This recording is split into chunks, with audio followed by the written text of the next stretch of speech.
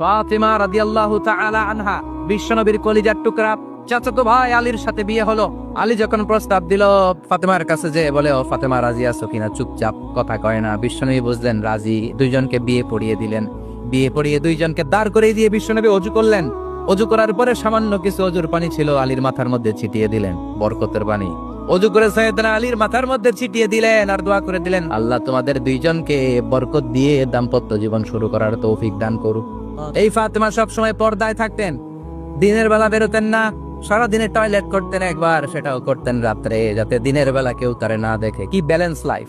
সারাদিন খাওয়া দাওয়া এরকম ব্যালেন্স করে করতেন, কেউ দেখতে পারে নাই ওনারে।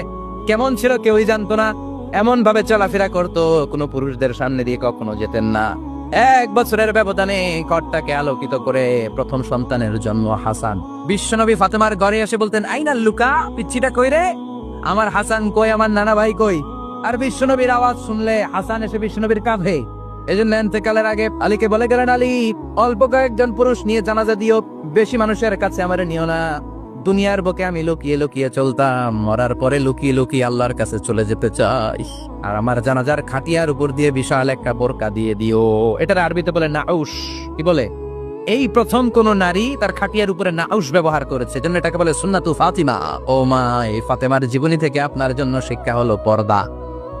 ফাতিমা রাদিয়াল্লাহু তাআলা আনহা বিশ্বনবীর কলিজার টুকরা চাচাতো ভাই আলীর সাথে বিয়ে হলো। আলী যখন প্রস্তাব দিল ফাতেমার কাছে, যে বলে, ও ফাতেমা রাজি আছো কিনা? চুপচাপ, কথা কয় না। বিশ্বনবী বুঝলেন রাজি, দুইজনকে বিয়ে পড়িয়ে দিলেন। বিয়ে পড়িয়ে দুইজনকে দাঁড় করিয়ে দিয়ে বিশ্বনবী ওযু করলেন। ওযু করার পরে সামান্য কিছু ওযুর পানি ছিল, আলীর মাথার মধ্যে ছিটিয়ে দিলেন, বরকতের পানি। ওযু করে সাইয়েদনা আলীর মাথার মধ্যে ছিটিয়ে দিলেন আর দোয়া করে দিলেন, আল্লাহ তোমাদের দুইজনকে বরকত দিয়ে দাম্পত্য জীবন শুরু করার তৌফিক দান করুক। এই ফাতেমা সব সময় পর্দায় থাকতেন, দিনের বেলা বেরোতেন না, সারাদিনে টয়লেট করতেন একবার, সেটাও করতেন রাত্রে, যাতে দিনের বেলা কেউ তারে না দেখে। কি ব্যালেন্স লাইফ! সারাদিন খাওয়া দাওয়া এরকম ব্যালেন্স করে করতেন, কেউ দেখতে পারে নাই ওনারে।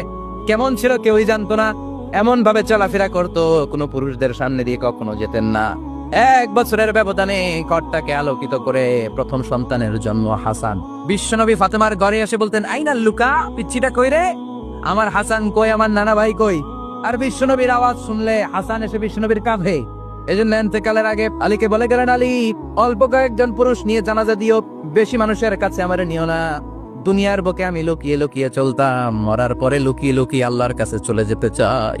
আর আমার জানাজার খাটিয়ার উপর দিয়ে বিশাল একটা বোরকা দিয়ে দিও। এটার আরবিতে বলে নাউশ। কি বলে?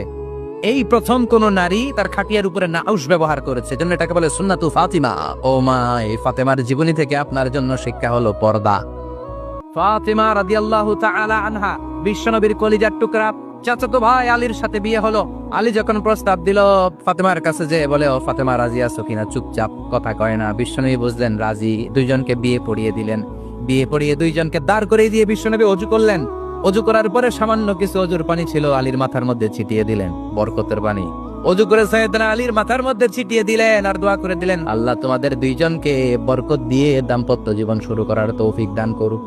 এই ফাতেমা সব সময় পর্দায় থাকতেন, দিনের বেলা বেরোতেন না, সারাদিনে টয়লেট করতেন একবার, সেটাও করতেন রাত্রে, যাতে দিনের বেলা কেউ তারে না দেখে। কি ব্যালেন্স লাইফ! সারাদিন খাওয়া দাওয়া এরকম ব্যালেন্স করে করতেন, কেউ দেখতে পারে নাই ওনারে। কেমন ছিল কেউই জানতো না, এমন ভাবে চলাফেরা করতো, কোনো পুরুষদের সামনে দিয়ে কখনো যেতেন না। 1 বছরের ব্যবধানে ঘরটাকে আলোকিত করে প্রথম সন্তানের জন্ম হাসান। বিশ্বনবী ফাতেমার ঘরে এসে বলতেন, আইনাল লুকা, পিচ্ছিটা কই রে? আমার হাসান কই, আমার নানা ভাই কই?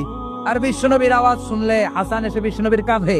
এজন্য ইন্তেকালের আগে আলীকে বলে গেলেন, আলী, অল্প কয়েকজন পুরুষ নিয়ে জানাজা দিও, বেশি মানুষের কাছে আমারে নিও না।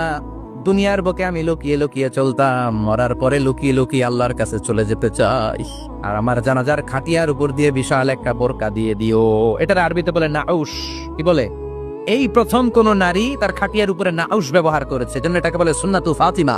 ও মা, এই ফাতেমার জীবনী থেকে আপনার জন্য শিক্ষা হলো পর্দা।